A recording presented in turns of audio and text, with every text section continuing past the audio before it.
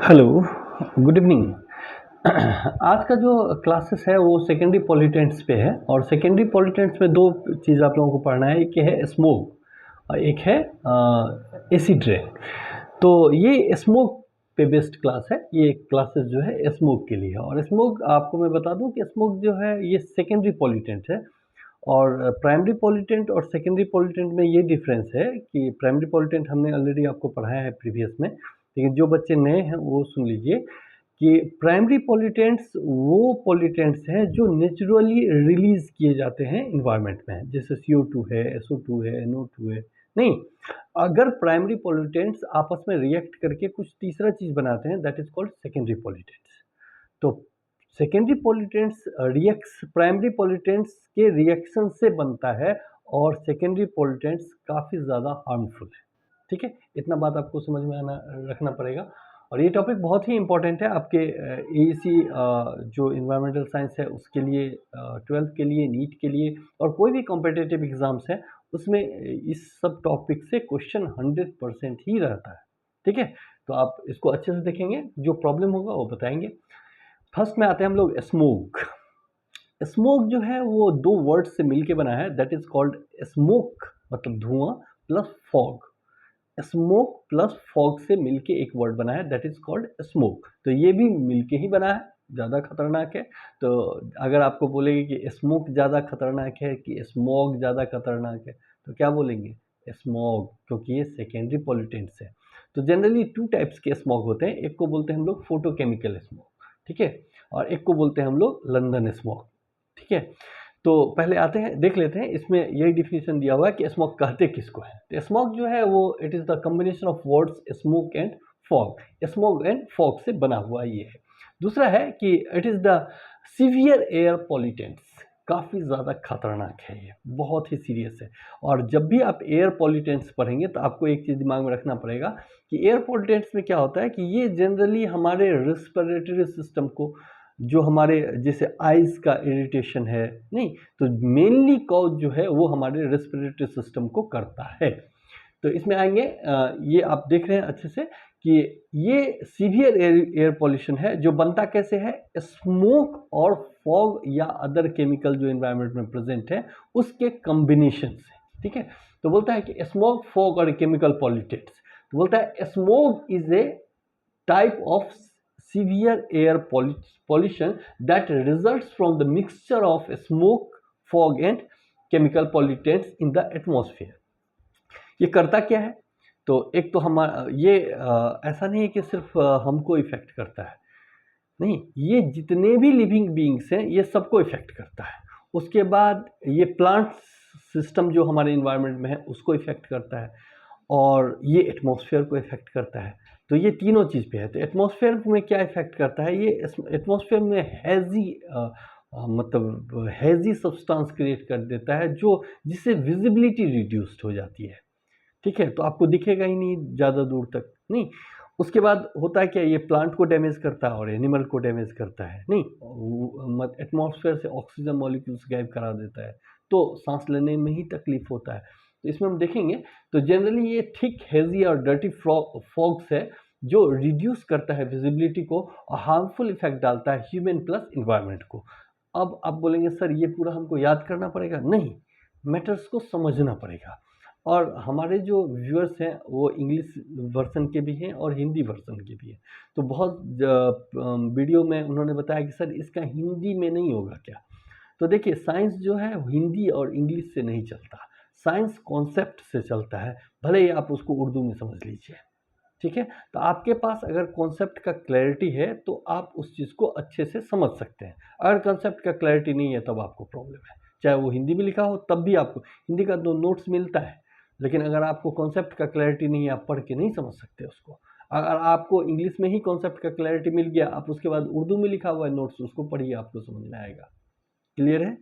और दूसरी बात है कि इसमें इसका जो इंग्लिश है तो ऐसा भी नहीं है कि जिनका इंग्लिश बहुत अच्छा है वो साइंस को समझा लेंगे, बिल्कुल नहीं। ऐसा होता तो इंग्लिश के टीचर साइंस पढ़ा लेते बहुत अच्छे से। क्लियर है? तो ये सब दिमाग से निकाल लीजिए कि हिंदी, इंग्लिश आपको हमारे वीडियोस में हम कोशिश करते हैं आपके आपके कॉन्सेप्ट को क्लियर करने का। तो वो अगर हो गया तो आप हिंदी, इंग्लिश, उर्दू कुछ में भी आप समझ सकते हैं। क्लियर है? चलिए हम आते हैं। तो ये हो गया स्मोक। इसमें आप देखेंगे कि क्या लिख सकते हैं। आपको स्मोक का डिफिनीशन आना पड़ेगा, कैसे बनता है, क्या है, मतलब इससे क्या इफेक्ट हो रहा है। दो ही चीज़ तो देखना होता है कि क्या इफेक्ट है, कैसे बनता है, क्या मीनिंग होता है। ठीक है, चलिए आते हैं इसके टाइप्स को देखते हैं। तो बेसिकली ये दो टाइप्स के होते हैं। यहाँ लिखा हुआ है कि primary it is two types. Two types में क्या होता है, एक होता है फोटोकेमिकल स्मोक, एक क्या है फोटोकेमिकल स्मोक। तो फोटोकेमिकल स्मोक को हम लोग लॉस एंजल स्मोक भी बोलते हैं। लॉस एंजल इसलिए बोलते हैं क्योंकि सबसे पहले ये लॉस एंजलिस में ही डिटेक्ट हुआ था। ठीक है, और ये इसके लिए बनने के लिए लाइट चाहिए और हाई टेम्परेचर चाहिए। ठीक है, फोटोकेमिकल स्मोक को बनने के लिए लाइट चाहिए और हाई टेम्परेचर चाहिए, तब जाके ये बनता है। और दूसरा है सल्फ्यूरस स्मोक, जिसको हम लोग लंदन स्मोक के नाम से जानते हैं। इसमें बनने के लिए लो टेम्परेचर चाहिए। तो ये दोनों बेसिक डिफरेंस है, आप समझिएगा। इफेक्ट दोनों का लास्ट में हम देखेंगे कि सेम ही है, हम लोगों पे ही इफेक्ट करता है, सांस लेने में ही दिक्कत होता है। लेकिन किस में कौन गैसेस हैं, कैसे बनते हैं, कैसे इसका मतलब कैरेक्टराइजेशन है, वो अलग अलग है। तो हम दोनों स्मोक्स को इसमें पढ़ेंगे। और आपको एक सेकेंडरी पॉल्यूटेंट्स में एसिड रेन भी पढ़ना है, उसको हमने अलग वीडियो में रखा है। ठीक है, तो इसमें हम सिर्फ स्मोक के बारे में पढ़ा रहे हैं, फोटोकेमिकल स्मोक और सल्फ्यूरियस स्मोक, जिसको हम लंदन स्मोक के नाम से जानते हैं। क्वेश्चन हमेशा रहेगा, अच्छे से वीडियो को देखेंगे। ये देखिए, ये एक फोटोकेमिकल स्मोक का फोटो है। ये फोटो मैंने एक लास्ट में भी आपको इसी से फोटो दिखाएंगे। देखें, आपको ये बिल्डिंग दिख रहा होगा, नहीं एक ही टाइप का है, नहीं है, नहीं एक ही जगह का फोटो है। ये कैलिफोर्निया का है, लॉस एंजल्स का फोटो। ये जो है इसमें हेजी टाइप्स, या तो आपको हल्का येलोइश दिखेगा या तो पूरा ब्राउन दिखेगा। नहीं तो फोटोकेमिकल स्मोक जो होता है हल्का येलोइश या ब्राउन दिखता है। ठीक है, ये काफ़ी ज़्यादा डेंस है और ये सबसे ज़्यादा खतरनाक तब होता है जब मिड नून आता है, मतलब एकदम नून टाइम है, जब सनलाइट काफ़ी ज़्यादा इंटेंस होता है, क्योंकि यूवी रेज चाहिए फोटोकेमिकल स्मोक बनाने के लिए। तो यूवी रेज सबसे खतरनाक जो है वो 12 PM के आसपास आता है। तो उस टाइम का जो फोटोकेमिकल स्मोक है वो बहुत खतरनाक होता है। तो ये 3 फिगर आपको दिखाया। हाँ, क्लैरिटी के लिए आप देख लीजिए, ये फिगर उस टाइम का है जब फोटोकेमिकल स्मोक था, और ये फिगर आप देख रहे हैं उसी बिल्डिंग्स का है जब फोटोकेमिकल स्मोक नहीं था। अभी का फोटो है ये। ठीक है, तो ये विजिबिलिटी कैसे रिड्यूस्ड होती है आप देख लीजिए दोनों फिगर में। एक जो है वो काफ़ी ज़्यादा हेज है, आपको दिख ही नहीं रहा है, लेकिन ये टॉप का बिल्डिंग ये यही है। ठीक है, इसके बाद देखेंगे कि दो छोटे छोटे बिल्डिंग है नीचे वाले, तो ये है, देख रहे हैं, नहीं इधर 3 बिल्डिंग है तो ये है। ठीक है, ये ऊंचा वाला बिल्डिंग ये है तो ये है। ठीक है, तो मतलब क्लैरिटी कैसे विजिबिलिटी डिस्टर्ब होती है, इसके बारे में हम लास्ट में भी देखेंगे। और इसमें भी देख लीजिए आप, ये दोनों फिगर एक ही प्लेस का है, ये तीनों फिगर एक ही है। ये सुबह का है और ये स्टार्टिंग है, और ये एकदम मिड का फिगर है जब सबसे ज़्यादा इंटेंस हो गया था, या 1-2 दिन का भी इधर उधर हो सकता है क्योंकि फिगर का टाइमिंग नहीं दिया हुआ है इसमें। देखिए एक ही प्लेस का फिगर है तीनों। ठीक है, अब हम आते हैं कि ये कैसे बनता है। तो फोटोकेमिकल स्मोक के लिए आपको 2 चीज़ दिमाग में रखना पड़ेगा कि नाम है फोटो मतलब होता है लाइट, तो ये लाइट इंड्यूस्ड है। और दूसरा होता है कि ये सेकेंडरी पॉल्यूटेंट है, मतलब प्राइमरी पॉल्यूटेंट्स आपस में रिएक्शन करके ये बनाए होंगे। ठीक है, तो आपको प्राइमरी पॉल्यूटेंट्स में याद रखना है क्या, क्योंकि ये जो है वो नाइट्रोजन ऑक्साइड के कंपाउंड से बनते हैं। आपको मैं बता दूं, लंदन स्मोक जो है हम आगे पढ़ेंगे वो सल्फर ऑक्साइड के कंटेंट से बनता है, और ये जो है वो नाइट्रोजन ऑक्साइड के कंटेंट से बनता है। इसमें जो फॉर्म होता है मटेरियल, ये एक्चुअली में वो O3 है और पान है। O3 मतलब ओजोन, अब पान मतलब होता है पेरोक्सी एसिटाइल नाइट्रेट। पान का फुल फॉर्म भी पूछता है बहुत सारे एग्जाम में, तो आप इसको याद रखिएगा। तो इसका जो ये है वो क्या है, और वो लंदन स्मोक में जो हम पढ़ेंगे वहाँ पे सल्फ्यूरिक एसिड बनता है। ठीक है, तो कैसे बनता है वो आपको पहचानना है, जानना है, और क्या इफेक्ट होते हैं ये जानना है। आपका मोटो 2 ही होना पड़ेगा कि फोटोकेमिकल स्मोक कैसे बनता है और क्या इसका इफेक्ट है। ठीक है, देखने में ये हल्का जो है ब्राउनिश या येलोइश हो सकता है। तो लॉस एंजलिस में ये कब हुआ था कि ये मिड ऑफ 20th सेंचुरी में ये घटना घटी थी लॉस एंजलिस में सबसे पहले, जब पॉपुलेशन सिटी का काफ़ी ग्रो कर रहा था और बहुत सारे व्हीकल उस इन्वायरमेंट में थे। तो एक्चुअली ये कैलिफोर्निया का घटना है। तो कैलिफोर्निया का जो ज्योग्राफी है वो चारों तरफ से पहाड़ से घिरा हुआ है, बीच में टाउन है। तो क्या हो गया कि कुछ ऐसा इन्वायरमेंट बन गया जो मतलब पॉल्यूटेंट वहाँ पे कैप्चर्स होने शुरू हो गए, वो बाहर निकल ही नहीं पाए। तो बहुत सारा पॉल्यूटेंट्स वहाँ पे जमा हो गया, खास करके नाइट्रोजन ऑक्साइड का, और उसने रिएक्शन किया।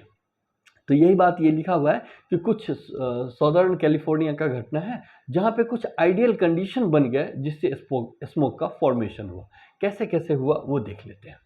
तो सबसे पहले तो हमको प्राइमरी पॉल्यूटेंट्स चाहिए, क्योंकि आप जानते हैं कि प्राइमरी पॉल्यूटेंट्स ही रिएक्शन करके सेकेंडरी पॉल्यूटेंट्स को बनाता है, और स्मोक जो है वो सेकेंडरी पॉल्यूटेंट्स है जो बनता है प्राइमरी पॉल्यूटेंट्स के मिक्सचर से। तो प्राइमरी पॉल्यूटेंट्स में यहाँ क्या क्या था, तो यहाँ बोला गया कि ये प्राइमरी पॉल्यूटेंट्स में जो थे यहाँ पे,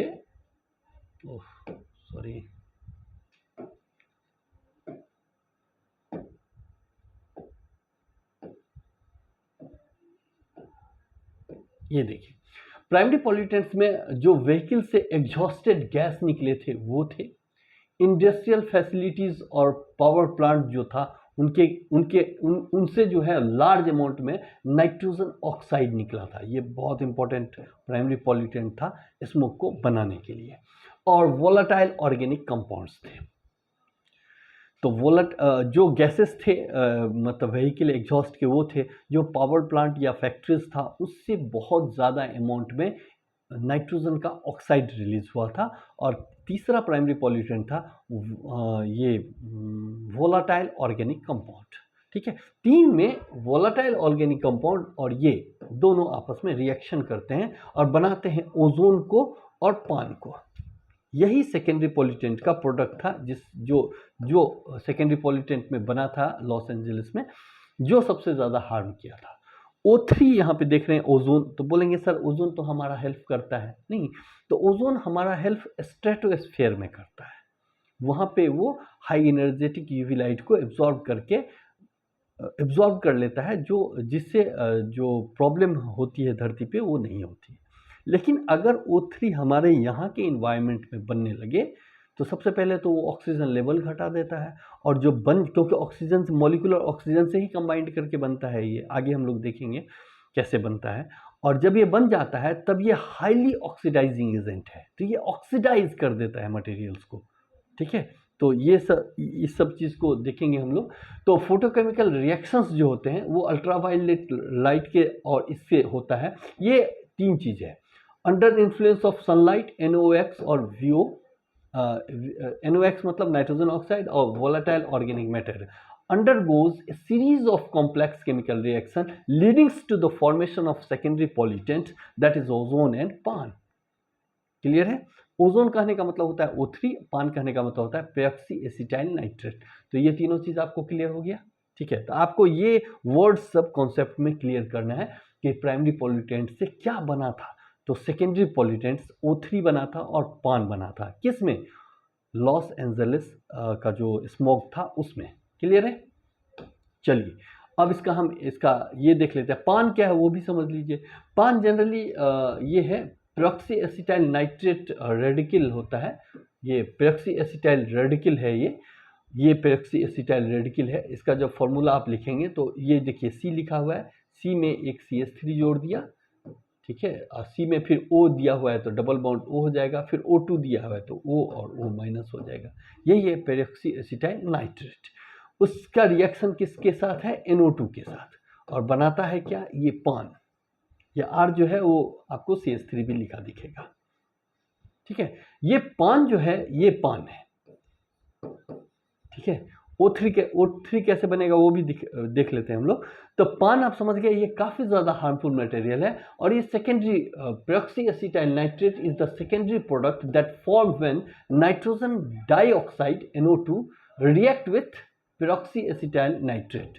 तो NO2 नाइट्रोजन डाइऑक्साइड रिएक्ट हो रहा है किससे? पेरोक्सी एसिटाइल नाइट्रेट से, जिससे क्या बन रहा है? पान। ये सेकेंडरी पॉल्यूटेंट है, काफ़ी ज़्यादा हार्मफुल। और भी एक कंपाउंड बना था O3, तो ये समझ गए आप। अब O3 देखिए कैसे बनता है। O3 जो है नाइट्रोजन डाइऑक्साइड यूवी लाइट से रिएक्शन करके स्प्लिट कर जाता है, टूट जाता है, किसमें? NO नाइट्रिक ऑक्साइड और मॉलिक्यूल ये नेसेंट ऑक्सीजन में। तो यही एक रिएक्शन आपको दिमाग में रखना है। क्या रखना है दिमाग में? कि ये जो O2 NO2 है, ये अल्ट्रावायलेट लाइट से, जो दिन के टाइम में बहुत ज़्यादा होता है, इसलिए ये रिएक्शन दिन के टाइम में बहुत ज़्यादा होता है, मिड में ये बदल जाता है किसमें? नाइट्रिक ऑक्साइड और ऑक्सीजन में। ये ऑक्सीजन मॉलिक्यूलर ऑक्सीजन के साथ रिएक्शन करके O3 बनाता है। मॉलिक्यूलर ऑक्सीजन वो ऑक्सीजन है, ये है मॉलिक्यूलर ऑक्सीजन। ये ऑक्सीजन से हम सांस लेते हैं। तो किसी इन्वायरमेंट में ये ऑक्सीजन गायब हो रहा है और बदल रहा है किसमें? O3 में। उस इन्वायरमेंट में आप रह सकते हैं? नहीं। बहुत सारे बॉम्ब्स हैं ऐसे जो गिराए जहाँ पे जाते हैं, वहाँ पे वो रिएक्शन करके वहाँ के ऑक्सीजन को एब्जॉर्ब कर लेते हैं। तो ऐसे बॉम्ब्स पे भी प्रतिबंध लगाया हुआ है कि आप नहीं गिरा सकते। कभी कभी गिरा देते हैं गुस्से में, एक दूसरे में क्लेम किया जाता है, फॉस्फोरस बम बोलते हैं उसको। तो ये नहीं करना, मतलब ये ह्यूमैनिटी के लिए अच्छा नहीं है, क्योंकि ऑक्सीजन से सिर्फ ह्यूमन ही नहीं मरेगा, ऑक्सीजन सबको रिस्पिरेशन में चाहिए। वहाँ वेजिटेशन ही खत्म हो जाएगा, माइक्रोब्स डेथ कर जाएंगे, जो भी एरोबिक माइक्रोब्स हैं, ठीक है। तो पूरा सिस्टम ही एकदम मतलब बंजर हो जाएगा वहाँ पे, क्योंकि ऑक्सीजन चाहिए ही चाहिए। और ये फोटोकेमिकल स्मॉग में क्या हुआ था? ऑक्सीजन ही गायब हो गया था एनवायरनमेंट में। अब बन क्या गया था? O3। तो जाहिर सी बात है प्रॉब्लम तो होगी नहीं। तो आपको ये रिएक्शन, अब इस रिएक्शन को, अब देखिए इतना लिखा हुआ है, लेकिन इसी रिएक्शन को लिखा हुआ है, आप देख लीजिए। ग्राउंड लेवल ओजोन्स इज ए की कंपोनेंट ऑफ फोटोकेमिकल स्मॉग। मतलब ग्राउंड लेवल में जो ये था स्मॉग, उसका की कंपोनेंट क्या था?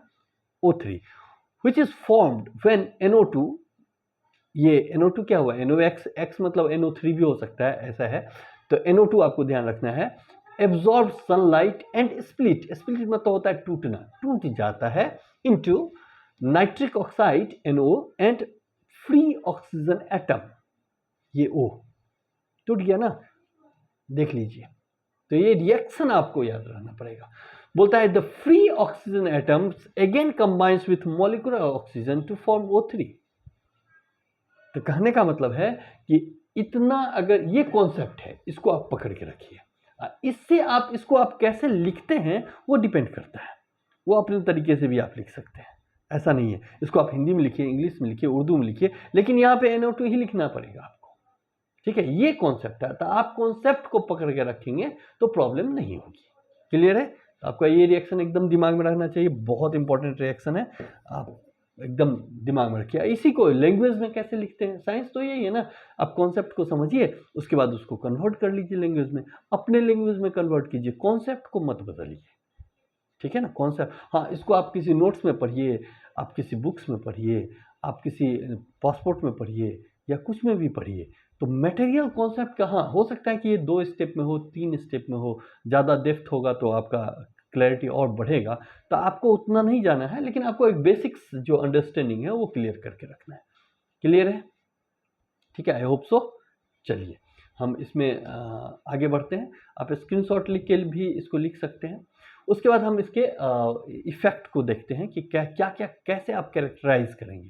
तो जाहिर सी बात है, इसका अपीयरेंस जो होगा वो हेजी होगा, ब्राउनिश कलर का। आप देखें है ना कि ब्राउनिश कलर का पूरा एकदम धुआं जो है वो ब्राउनिश कलर का होगा, या हल्का येलोइश भी होता है। तो एक तो याद रखना है कि photochemical smog is often appear as a brownish, ये भी या तो ब्राउन होगा या कैसा होगा? Yellowish hedge. हेज मतलब एकदम घना, दिखेगा ही नहीं आपको आगे। Noticeable during afternoon when sunlight is the strongest. अब देखिए, ये आफ्टरनून में सबसे ज़्यादा होगा। ये रटने का क्या काम है, क्योंकि यूवी लाइट से बनता है ना, तो ओजोन तो यूवी लाइट से बनेगा। तो ओजोन आप मतलब जब यूवी लाइट कब आएगा? जब सन जो है एकदम आफ्टरनून में होगा। तो ये रिलेटेड वर्ड्स हैं, आपको याद करने का जरूरत नहीं है, आप क्यों लिखते हैं उसको समझिए, ठीक है। उसके बाद इसका हेल्थ इफेक्ट क्या है। तो हेल्थ में जब भी आपको मतलब पॉल्यूशन से रिलेटेड आपको हेल्थ प्रॉब्लम जानना है, तो आप एक चीज़ तो कॉमन है, क्योंकि आप सांस लेंगे तो एयर कहाँ जाएगा? लंग्स में। तो रेस्पिरेटरी डिजीज तो कॉमन है फॉर ऑल हेल्थ प्रॉब्लम। जितना भी हेल्थ प्रॉब्लम आप पढ़ेंगे तो रेस्पिरेटरी डिजीज कॉमन है। दूसरा है आई। आई में भी जो आप जो साइंस के स्टूडेंट होंगे वो जानते होंगे कि हमारा जो कॉर्निया है वो एटमॉस्फेयर से ऑक्सीजन को एब्जॉर्ब करता है। अगर एटमॉस्फेयर में ऑक्सीजन नहीं, आप कभी कभी घूर तापते होंगे, नहीं आँख ज़्यादा धुआं हो जाता है, आँख में लगने लगेगा आपको, उसको बोलते हैं आई इरिटेबिलिटी। तो आई में जब इरिटेबिलिटी होगी तब वो, इसका मतलब है कि ऑक्सीजन नहीं प्रेजेंट है, क्योंकि ऑक्सीजन ना आई एब्जॉर्ब करेगा, ऑक्सीजन के बदले में आप कार्बन डाइऑक्साइड और NO2 दे रहे हैं तो नहीं एब्जॉर्ब करेगा, तब उसमें इरिटेबिलिटी होगी, वहाँ के सेल्स डैमेज हो सकते हैं। ठीक है, तो इसमें जो प्रॉब्लम होगा वो हार्मफुल टू ह्यूमन हेल्थ, ये तो मतलब ह्यूमन हेल्थ के लिए हार्मफुल है, ये आपको रटने की ज़रूरत नहीं है, आप समझते हैं क्या क्या होगा। हाँ, रिस्पिरेटरी प्रॉब्लम होगा, आई इरिटेशन होगा, और कुछ कंडीशन है अगर लॉन्ग टाइम रह गए तो अस्थमा हो जाएगा, ब्रोंचाइटिस हो जाए, ब्रोंचाइटिस मतलब इन्फ्लामेशन ऑफ ब्रोंची, तो वो ब्रोंचाइटिस हो सकता है। ब्रोंकाइटिस, ब्रोंकाइटिस मतलब जनरली ये भी कॉमन है, जितने भी लंग्स से रिलेटेड डिजीज हैं उसमें ब्रोंचियस का स्वेलिंग होना कॉमन है, दैट इज कॉल्ड ब्रोंकाइटिस। तो ये, और अगर आप बहुत ज़्यादा प्रोलॉन्ग्ड एक्सपोजर है can leads to chronic health disease and reduce lungs function. बहुत ज़्यादा दिन अगर उसी इन्वायरमेंट में रह जाएंगे तो सबसे ज़्यादा जो ऑर्गन इफेक्ट होगा आपका वो लंग्स ही होगा, तो वो क्रॉनिक होगा, मतलब they can leads to death. तो ये आपका हेल्थ इफेक्ट है। आपको अब इसमें भी पढ़ेंगे, उसमें भी हम लोग पढ़ेंगे कि उसका अपीयरेंस कैसा होता है लंदन स्मोक में, उसका हेल्थ इफेक्ट क्या है, उसका इन्वायरमेंटल इफेक्ट क्या है। यही दो चीज़ तीन चीज़ है। आपको हेडिंग पता होगा तो आप कुछ ना कुछ लिख लेंगे, नहीं जो फैक्ट है उसमें यही लिखना है कि हाँ रेस्पिरेटरी प्रॉब्लम होता है, ज़्यादा दिन रह गया तो अस्थमा हो सकता है, हम मर भी सकते हैं, ऐसा ये कॉमन सिम्टम है, इसमें कुछ याद करने के लिए नहीं है। दूसरा इन्फेक्ट कि क्या इन्वायरमेंट में इम्पैक्ट क्या है इसका। तो ओजोन जो है वो हाईली ऑक्सीडाइजिंग एजेंट है, किसी भी मटेरियल को ऑक्सीडाइज कर सकता है। तो प्लांट में बहुत ऐसे फोटो सिस्टम आप पढ़े होंगे जिसमें ऑक्सीडेशन को रोकने के लिए बहुत सारे मैकेनिज्म होते हैं, वो फेल कर जाएंगे क्योंकि बहुत ज़्यादा O3 हुआ तो वो क्या करेंगे, ऑक्सीडाइज कर देंगे, तो ये फोटोसिंथेसिस को ही रोक देता है। ठीक है, तो ये जो है वो फॉरेस्ट को डिस्टर्ब कर सकता है, डिस्टर्ब करेगा, वेजिटेशन को डिस्टर्ब करेगा, क्रॉप्स को डैमेज करेगा, मतलब बहुत खतरनाक इफेक्ट है प्लांट को। प्लांट हमको ऑक्सीजन देता है और वही डैमेज हो रहा है तो ऑक्सीजन नहीं आएगा, और जो ऑक्सीजन है उससे क्या बन गया, ओजोन मिल गया, तो इन्वायरमेंट में ऑक्सीजन नहीं होगा, बहुत खतरनाक है, उतना ईजी नहीं है। ठीक है, आप सोच लीजिए कि जिस इन्वायरमेंट में ऑक्सीजन नहीं हो वहाँ पर आप कितना देर सर्वाइव कर सकते हैं। जिस इन्वायरमेंट में ऑक्सीजन खत्म हो जाए या खत्म हो रहा है वहाँ पे आप कितना दिन सर्वाइव कर सकते हैं, वही हालत था यहाँ का। ठीक है, उसके बाद आता है कि it also contributes to deterioration of rubbers, plastic and other materials. ये रबर भी जाएगा, प्लास्टिक को भी खराब करेगा, रबर को भी खराब करेगा। आप सोच लीजिए कि आपके अगल बगल रबर और प्लास्टिक से बने हुए कितने मटेरियल्स हैं, तो आपको अंदाज़ा हो जाएगा कि सब चीज़ खराब हो जाएगा, मतलब आपके हाथ में जो मोबाइल है वो भी खराब हो जाएगा, नहीं, क्योंकि सब में रबर और प्लास्टिक्स का यूज़ किया होता है कहीं ना कहीं, तो पूरा सिस्टम ही लेके बैठ जाएगा, पूरा सिस्टम ही खराब हो जाएगा। तो आज के डेट में नहीं है, उस टाइम की बात है जब मतलब लंदन स्मोक से तो बहुत मरे थे, इससे भी कम नहीं मरे हैं, बहुत मरे हैं। तो ये सिस्टम था, तो आपको ये 3 पॉइंट्स बहुत अच्छे से दिमाग में रखना है। आई होप आपको ये क्लैरिटी आ गई होगी। ठीक है, आगे बढ़ें। आपको दिमाग क्या क्या रखना है कि आपको अपीयरेंस लिखना है, आपको हेल्थ इफेक्ट लिखना है, आपको इन्वायरमेंटल इम्पैक्ट लिखना है। क्लियर है, चलिए तो हम लोग चलते हैं नेक्स्ट में, that is called London smoke. नाम ही है सल्फ्यूरियस स्मोक, मतलब सल्फर से रिलेटेड है ये। ठीक है, इसलिए हम, हाँ सबसे पहले ये ऑब्जर्व किया गया था कहाँ पे, लंदन में, that's why it is called London smokes. तो ये सबसे पहले 1952 में अपीयर हुआ था, कहाँ पे, लंदन में। लंदन में ये सबसे पहले अपीयर हुआ था, इसीलिए इसको हम लोग बोलते हैं ग्रेट स्मोक ऑफ लंदन, एक नाम है, याद रखना है।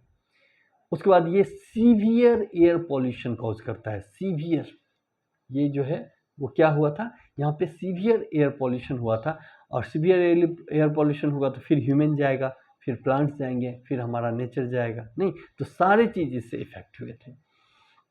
और ये जो था वो हुआ क्या था ब्रिटेन में कि जब पोस्ट वर्ल्ड वार सेकेंड ख़त्म हो गया था तो उसके बाद वहाँ पे इंडस्ट्रियलाइजेशन बहुत ज़्यादा हो गया था, और लंदन थोड़ा ठंडा जगह है, और वहाँ पे इंडस्ट्रियलाइजेशन होने से क्या हुआ कि बहुत सारे इंडस्ट्री हो गए जो कोयले पे चलते थे, कोल पे। उस टाइम में कोयला से, और ठंडा होता था ब्रिटेन, तो वहाँ पे घर में भी कोयला जलाया जाता था जिससे घर जो है गर्म रहे। तो कोल बर्निंग जो था एक लिमिट से बहुत ज़्यादा था, एक लिमिट से बहुत ज़्यादा था। और हो क्या गया, एक ट्रैप बन गया, एक क्या बन गया, ट्रैप बन गया, जिसमें ऊपर में क्या हो गया, हॉट एयर हो गए और नीचे में कोल्ड एयर ट्रैप हो गए। तो पॉल्यूशन जो भी वहाँ का था उस इलाके का, वो ऊपर जाता ही नहीं था, निकलता ही नहीं वहाँ था, वहाँ से क्या हो गया, जमा होना शुरू हो गया।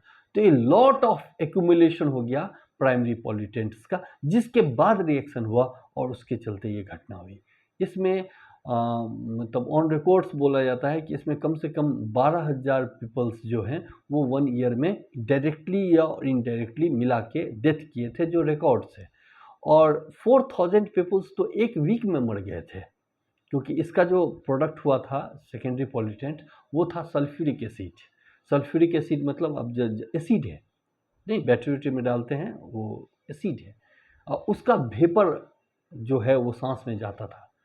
सोच लीजिए, ऑक्सीजन भी ख़त्म हो गया था और एसिड का वेपर जाता था, बहुत ही खतरनाक था। नहीं तो मतलब ऐसा कंडीशन ना हो, इसीलिए सबसे गवर्नमेंट ने उसके बाद ये समझा कि नहीं, एयर पॉल्यूशन भी कोई चीज़ होता है, इससे इतने आदमी मर सकते हैं एक दिन में अगर आप एयर को अच्छा करके नहीं रखेंगे।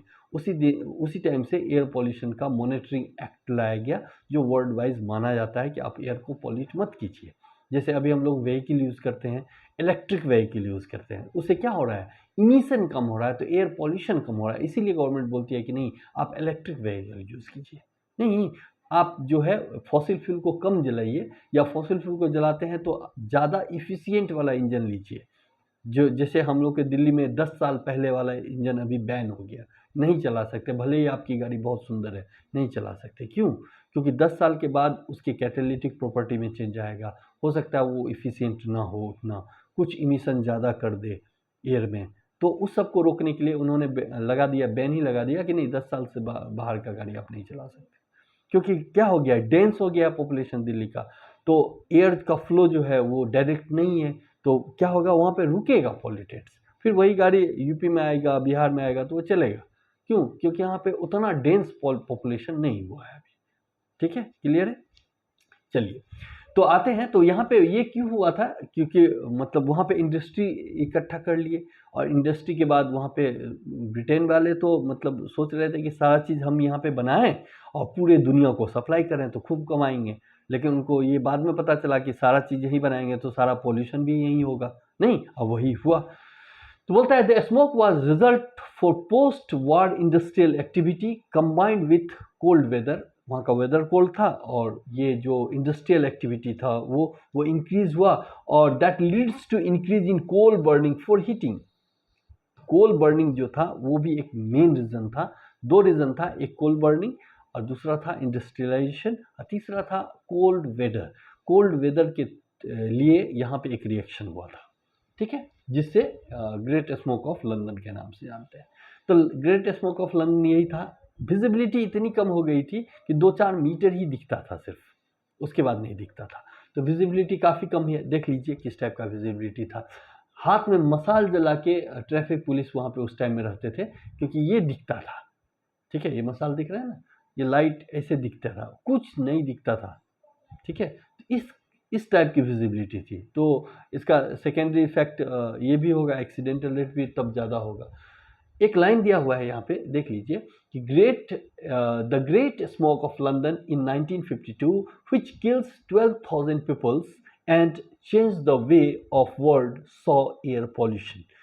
मतलब एयर पॉल्यूशन को जो नज़रिया था कि एयर पॉल्यूशन भी कुछ होता है, वो इससे ही आया था कि एयर पॉल्यूशन इतना खतरनाक हो सकता है कि एक वीक में 4,000 पीपल को मार दिया और एक साल में 12,000 पीपल को मार दिया, जिसका रिकॉर्ड दर्ज है। तब आदमी सोचने लगा कि नहीं, एयर पॉल्यूशन बहुत खतरनाक है। उसके बाद से इस पे हर एक साल मीटिंग होती है कहीं ना कहीं, कैसे एयर को ठीक करना है उसके लिए काम किया जाता है वर्ल्ड वाइज, ठीक है। भले ही अब हम लोग लड़ रहे हैं, एयर को ज़्यादा पॉल्यूट कर रहे हैं, वो दूसरी बात है, लेकिन इसके लिए पूरा सिस्टम है, ठीक है। और उसी में हम लोग को इलेक्ट्रिकल व्हीकल पे जोड़ दिया गया है अभी कि नहीं, आप इमिशन को कम कीजिए, ठीक है, आप कोयला मत जलाइए, लकड़ी मत जलाइए, गैस जो फ्री दे रही है गवर्नमेंट, उसके पीछे कहीं ना कहीं ये है कि हम पॉल्यूशन को कम करें। ठीक है, चलिए आते हैं इसमें क्या क्या बनता है। तो आपको मैं पहले ही बताया कि सेकेंडरी पॉल्यूटेंट्स जो है वो प्राइमरी पॉल्यूटेंट्स से बनते हैं। तो प्राइमरी पॉल्यूटेंट्स उसमें जो खतरनाक था वो NOx था। ठीक है, याद है, फोटोकेमिकल स्मॉग में NOx था, याद है ना। और यहाँ पे जो गैसेस हैं उसमें है SO2, सल्फर डाइऑक्साइड। ठीक है, तो ये सल्फर डाइऑक्साइड निकले थे कहाँ से? फैक्ट्रीज से। बर्निंग ऑफ कोल जो हुआ था होम्स में, घर में, या फैक्ट्रीज में, या पावर प्लांट में, वहां पे तब जो एनर्जी का मेन सोर्स था वो कोल ही था। ठीक है, तो इससे large amount of sulphur dioxide निकला था, यही खतरनाक हो गया। और इसके साथ कुछ पार्टिकुलेट मैटर्स भी थे जो एयर में सस्पेंडेड थे, जिसको हम लोग सूट के नाम से भी जानते हैं। और दूसरा कंडीशन था वेदर। तो टेम्परेचर इन्वर्सन था। टेम्परेचर इन्वर्सन कहने का मतलब जो ऊपर में हॉट एयर हो गया और नीचे में जो था ऊपर के एटमॉस्फेयर में हॉट एयर हो गया, नीचे के एटमॉस्फेयर में कोल्ड एयर हो गया, और ये ट्रैप बन गया। ये कोल्ड एयर ऊपर, मतलब ये जो पॉल्यूटेंट्स थे वो ट्रैप हो गए कोल्ड एयर में, वो ऊपर जा ही नहीं पाए। तो धीरे धीरे पॉल्यूशन का लेवल हमें बढ़ता ही चला गया, पता ही नहीं चला क्या हो रहा है। ठीक है, तो ये बोला टेम्परेचर इन्वर्सन। इसका मतलब होता है when a layer of warm air, मतलब गर्म हवा, trap cooler air near the ground. The ground के नियर में क्या था? कोल्ड एयर, और उसके ऊपर में क्या था? Hot air. और कोल्ड एयर में हम लोग क्या कर रहे थे? SO2 गैस और ये दे रहे थे, लगातार निकल रहा था। तो एक ट्रैप बन गया था जिसमें पॉल्यूटेंट और ट्रैप हो रहे थे विथ इन्वायरमेंट। इन्वायरमेंट कैसा था? Cold air. वहीं पे वाटर वेपर के साथ रिएक्शन हुआ था। ठीक है, तो इसके बाद हम देखेंगे। तो कंडीशन समझ गए कि प्राइमरी पॉल्यूटेंट्स क्या था, कंडीशन क्या है। अब इसके बाद हमको थोड़ा रिएक्शन देखना है कि कैसे बना। तो बोलता है कि इसमें फॉग का फॉर्मेशन कैसे हुआ। तो फॉग के फॉर्मेशन के लिए सबसे कि जो SO2 थे, SO2 मतलब सल्फर डाइऑक्साइड, ये वाटर वेपर से रिएक्शन करके H2SO3 बनाया, और H2SO3 फिर ऑक्सीजन से रिएक्शन करके H2SO4 बनाया।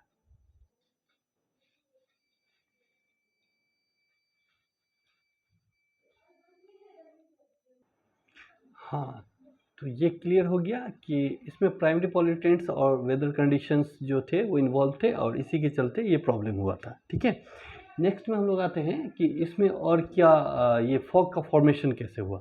तो फॉग के फॉर्मेशन में मैंने आपको बताया कि फॉग जो फॉर्म हुआ था इसमें सल्फर का जो डाइऑक्साइड था वो पहले वाटर वेपर से रिएक्शन किया, तो SO2 react with H2O to form H2SO3। ठीक है, और फिर ये मॉलिक्यूलर ऑक्सीजन से रिएक्शन किया। मॉलिक्यूलर ऑक्सीजन से रिएक्शन करने का मतलब होता है कि ये जो मॉलिक्यूलर ऑक्सीजन से रिएक्शन किया, तो मॉलिक्यूलर ऑक्सीजन हम जो ब्रीदिंग करते हैं उसमें लेते हैं, और मॉलिक्यूलर ऑक्सीजन से कोई दूसरा मटेरियल रिएक्ट करके बन रहा है तो फिर वो ऑक्सीजन के लेवल को एनवायरनमेंट में कम करता है। तो ये ऑक्सीजन के लेवल को कम करके क्या बनाया? ज़्यादा खतरनाक H2SO4। अब H2SO4 का वेपर अगर कोई सांस में ले, जो किसी मटेरियल पे पड़ जाए तो वो जल जाता है, तो लंग्स का क्या हालत हुआ? वही हुआ। बोलता है the cold damp weather leads to the formation of fog. ये फॉग बनाया।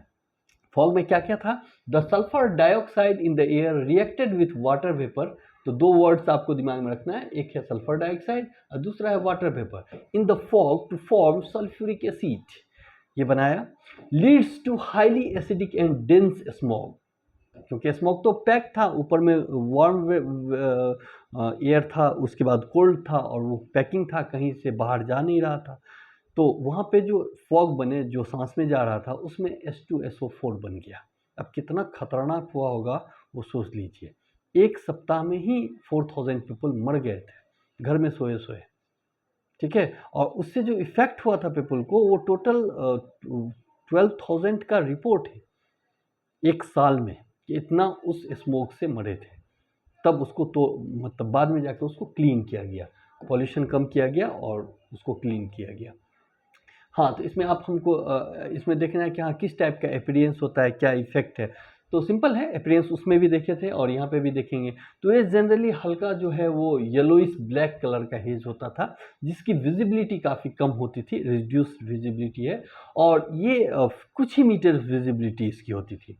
हेल्थ इफेक्ट क्या था, इसमें 12,000 डेथ हुए थे इनडायरेक्टली और डायरेक्टली। ये डाटा आप जरूर याद रखिए, जो एक डराता भी है कि नहीं हमको एयर पॉल्यूशन में नहीं जाना है। ये 12,000 डेथ डायरेक्टली और indirectly with in a year था, ठीक है, और 4,000 पीपल विद इन वीक मर गए थे, ठीक है। लिंक टू इट इसमें लिखेंगे the smoke is severe respiratory problem, ये बहुत ज़्यादा रेस्पिरेटरी प्रॉब्लम ही करा रहा था, specially for those with pre existing conditions. इतने प्रॉब्लम हुए थे कि hospitals are overloaded with patient suffering from breathing difficulties. Hospital में जो मैक्सिमम पेशेंट थे वो यही कॉज कर रहे थे कि हमारा जो क्या प्रॉब्लम है, ब्रीदिंग का ही प्रॉब्लम है, ब्रीदिंग डिफिकल्टीज का ही प्रॉब्लम है, ठीक है।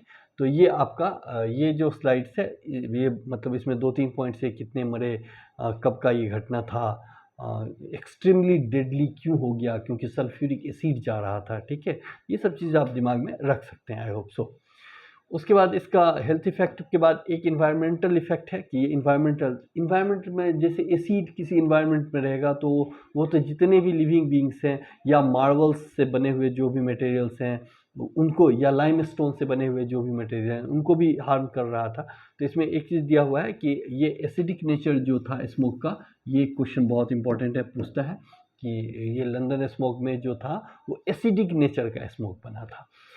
वो स्पेशली जो लाइम स्टोन या मार्बल से बने हुए बिल्डिंग थे उनको इफ़ेक्ट किया। उसके बाद जो इसका जो डिट्रीमेंटल इफेक्ट था, मतलब निगेटिव इम्पैक्ट था, वो रबर और प्लास्टिक सब पे भी था, और ये मेनी प्लांट्स और एनिमल, ट्रीज, फ्लोरा सब पे इफेक्ट किए थे। मतलब ओवरऑल जितने भी लिविंग बीइंग्स थे सब पे इसका डिटोरिएशन इफेक्ट था, मतलब निगेटिव इम्पैक्ट था। तो सारे चीज़ को डैमेज किया, ठीक है। तो इसके डैमेजिंग में आप याद रखेंगे कि ये सब चीज़ को डैमेज किया था, क्लियर है, ठीक है। उसके बाद नेक्स्ट हम चलते हैं इसका कंक्लूजन में। कंक्लूजन में यही है कि दोनों स्मोक्स जो है वो इन्वायरमेंट को भी हार्म करता है और ह्यूमन हेल्थ को भी हार्म करता है, प्लांट के हेल्थ को भी हार्म करता है, जो भी माइक्रोब्स हैं जो एरोबिक हैं उनको भी हार्म करता है, क्लियर है।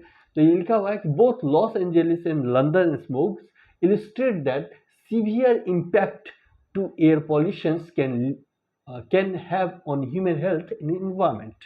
ये दोनों पे उतना ही इफेक्ट किया, ऐसा नहीं है कि किस पे नहीं किया। ह्यूमन हेल्थ पे भी बहुत खतरनाक इफेक्ट हुआ इसका, और इन्वायरमेंट पे भी इफेक्ट हुआ। और ये बता के गया कि नहीं, एयर का क्वालिटी अच्छा होना हमारे समाज के लिए कितना ज़रूरी है, ठीक है। तो ये highlight the importance of air quality. यही दोनों स्मोक्स से हमको पता चला कि नहीं, एयर क्वालिटी नाम का भी कोई चीज़ है जो हाईलाइटेड है। मैनेजमेंट इसका होना चाहिए, रेगुलेशन ऑफ इमिशन, कितना आप गैस कौन सा एनवायरनमेंट में छोड़ सकते हैं, ये सब बता के गया। और इसके हिसाब से हमेशा मॉनिटर ऑफ एयर के लिए बहुत सारे एक्ट बनाए गए अलग अलग देशों में, उससे हमारा एयर मॉनिटर ये मतलब ये होता है, रेगुलेट होता है। Adaptation of pollution control strategy, ये हम लोग एडेप्ट किए कि नहीं हम पॉल्यूशन कम करेंगे। इसीलिए आज के डेट में भी गवर्नमेंट बोलती है कि नहीं, आप खाना जो है वो कोयला पे मत बनाइए, कोल मत जलाइए, आप गैस यूज़ कीजिए, उससे कम पॉल्यूशन होगा। व्हीकल जो चलाते हैं वो अच्छी व्हीकल चलाइए, जिससे प्राइमरी पॉल्यूटेंट्स मार्केट में कम आएंगे, ठीक है। अब समझ में आ रहा है कि ये क्या हो रहा है। और फाइनली क्योंकि हमको किसको प्रोटेक्ट करना है, पब्लिक हेल्थ को प्रोटेक्ट करना है और इन्वायरमेंट को प्रोटेक्ट करना है। अगर आप इस दोनों को प्रोटेक्ट नहीं कर सकते तो आप नहीं बचेंगे, सिंपल सी बात है, ठीक है। तो ये वीडियो सिर्फ आपके लेक्चर के लिए ही बस नहीं है कि आप लेक्चर सुन लीजिए, एग्जाम में आएगा लिख लीजिए, नहीं, आप पॉल्यूशन को, जैसे आप कोई बोलेंगे हम कैसे बचा सकते हैं सर, मान लीजिए आप कोई नई गाड़ी खरीदने जा रहे हैं, आपका अगर इलेक्ट्रिक व्हीकल सुटेबल है तो आप उसको लीजिए, आप कहीं ना कहीं इन्वायरमेंट को बचा रहे हैं। नहीं, आपका अगर मोटर व्हीकल ही है जिसमें आप पेट्रोलियम को ही यूज़ कर रहे हैं तो अपनी गाड़ी को अच्छा रखिए, नहीं उसका बर्निंग पॉइंट अच्छा रखिए, जो पूरा अच्छा से, मतलब जो अप टू डेट मार्क है वो, उस पर आप खड़ा उतरिए हमेशा। आप ऐसा नहीं कि साइलेंसर फटा है गाड़ी चला रहे हैं, नहीं, उससे इमिशन बढ़ेगा। तो ये सिर्फ पॉल्यूशन का जो वीडियो है वो सिर्फ ये नहीं है कि सिर्फ एग्ज़ाम के लिए है, ये बहुत इंपॉर्टेंट इन्फॉर्मेशन है, क्योंकि ये सब साइलेंट किलर है, पता भी नहीं चला कि हाँ इतना बड़ा स्ट्रेटेजी हो गया। ठीक है, क्लियर है? आई होप आपको ये समझ में आ रहा होगा। ठीक है, नेक्स्ट हम आपको बताते हैं कि this is the examination video. मैं आपको दिखाता हूँ ये फोटोग्राफ हमेशा, कि अगर आप कोई चीज़ के लिए प्रिपरेशन करके गए हैं, एग्ज़ाम आपका अच्छा जाएगा तो आपका करियर अच्छा होगा, आप एग्ज़ाम हॉल से लेके अपनी ज़िंदगी में हंसते रहेंगे। नहीं तो क्या हालत है आप देख लीजिए। नहीं तो ये इसको जरूर याद रखिए आप। नेक्स्ट है, अगर आपको वीडियो अच्छी लगती है और आप एजुकेशन से रिलेटेड पर्सन हैं तो आप इस चैनल को सब्सक्राइब कर सकते हैं, वीडियो को शेयर भी कर सकते हैं अपने यूट्यूब चैनल, अपने फेसबुक पे, अपने व्हाट्सएप पे, जो ज़्यादा से ज़्यादा तक इसका व्यू बढ़े और पब्लिक को ये समझ में आए कि हाँ ये भी कोई चीज़ है। और ये सिर्फ आर्ट और इसके स्ट्रीम के लिए नहीं है कि ये कॉमर्स वाला है, आर्ट वाला। अभी आप समझ रहे हैं ना कि कॉमर्स जिस इन्वायरमेंट में सांस लेगा उसी इन्वायरमेंट में साइंस वाला भी लेगा, उसी में आर्ट वाला भी लेगा। सबकी रिस्पॉन्सिबिलिटीज है कि आप पॉल्यूशन को कम करके रखें। ठीक है, और आप ये कर सकते हैं। और कुछ ऑफलाइन क्लासेस भी हैं, उसके लिए भी आप कांटेक्ट कर सकते हैं। अगर आप CUET के लिए 12 के अच्छे एग्ज़ाम के लिए CBSE से हैं या पैरामेडिकल है, मेडिकल है, तो आप कुछ ऑफलाइन क्लास भी ले सकते हैं। झंझारपुर में ये ऑफलाइन क्लास अभी झंझारपुर में चलता है। ये 2 फोटोग्राफ्स हैं जो आज के डेट के हैं। ये वही फोटोग्राफ्स है जिसके बारे में हम लोग डिस्कस किए थे, लॉस एंजलिस का, कैलिफोर्निया का, और ये ब्रिटेन का है। दोनों देख लीजिए, नीट एंड क्लीन है। यहाँ पे कोई फॉग नहीं है या कोई हेजी सब्सटेंसेस नहीं आपको दिख रहे हैं। लेकिन कभी था, आज इतने खूबसूरत सिटीज़ है नहीं। तो मेरे कहने का मतलब है कि पॉल्यूशन को कम करना एक बहुत बड़ा सिस्टम है और हर एक को इसमें हैंड ओवर करना पड़ेगा। सबकी सहायता की ज़रूरत है। ऐसा नहीं है कि पॉल्यूशन तुम्हारा है प्रॉब्लम या हमारा है या उसका है, नहीं, सबको मिलके पॉल्यूशन के लिए काम करना है। और पॉल्यूशन के लिए सबसे अच्छा काम होता है कि आप कोई ऐसा काम मत कीजिए जिससे पॉल्यूशन इंक्रीज हो। और पेड़ तो जरूर लगा सकते हैं, नहीं, क्योंकि वो आपको ऑक्सीजन देता है। नहीं तो एक पेड़ जरूर लगाइए, एक बर्थडे में एक पेड़ जरूर लगाइए आप। ठीक है, ओके। तो इसी के साथ एक स्लोगन है यहाँ पे, सेव लाइफ विथ एजुकेशन। आप ज़िंदगी बचा सकते हैं नॉलेज से। ठीक है, तो आप बचाइए, जरूर बचाइए। थैंक्स फॉर वाचिंग, और मिलते हैं हम लोग अगले वीडियो में जो एसिड रेन से रिलेटेड है, कि how acid rain effect on our system. नहीं, और एसिड रेन भी सेकेंडरी पॉल्यूटेंट ही है। तो पहला पॉल्यूटेंट है, आपने पढ़ा स्मोक। अब हम नेक्स्ट वीडियो में आपसे मिलेंगे किसमें, एसिड रेन के साथ। तो आप इसको अच्छे से रिवीजन कीजिए, अच्छे से पढ़िए। हिंदी इंग्लिश से प्रॉब्लम नहीं है, कॉन्सेप्ट पकड़िए, कॉन्सेप्ट क्लियर होगा, उसके बाद आपको जो पढ़ना है पढ़िए। आपका ये वीडियो आपको कैसा लगा वो आप जरूर कमेंट करके बताएंगे। ठीक है, best of luck, thank you for watching.